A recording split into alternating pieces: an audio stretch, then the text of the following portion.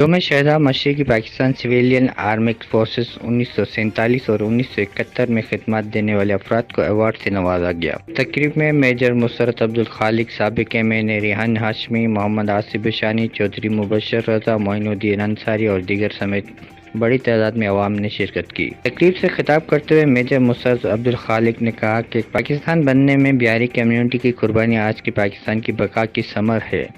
آج سینکڑوں سال گزر جانے کے باوجود بھی بہاری کمیونٹی اپنے ملک کے ساتھ سچی ہے اور سچی رہے گی۔ مشرقی پاکستان اور مغربی پاکستان کو توڑنے میں بھارت نے اپنا مکروہ سازش جاری رکھا اور کچھ لوگ ان کا حصہ بنے، لیکن بہاری کمیونٹی نے اپنے ملک پاکستان کے ساتھ وفاداری نبھائی، جو ہم نے اپنے لیے اعزاز سمجھتے ہیں۔ ہم اپنے وابستہ و درپیش مسائل کو برداشت کر لیں گے، لیکن وطن عزیز کو محتاط رکھیں گے۔ اس موقع پر طلحہ عاصم، فہیم انصاری، عامر مدنی، حامد رضا، عمران انصاری، محمد علی اور دیگر موجود تھے۔ ہماری حوصلہ کو بلند کیا، بے حد شکر گزار ہوں۔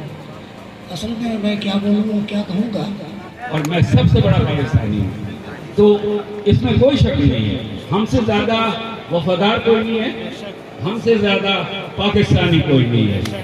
کیمرہ مین ٹیم کے ساتھ رپورٹ شاہد سمون، TN نیوز، دھابے جی۔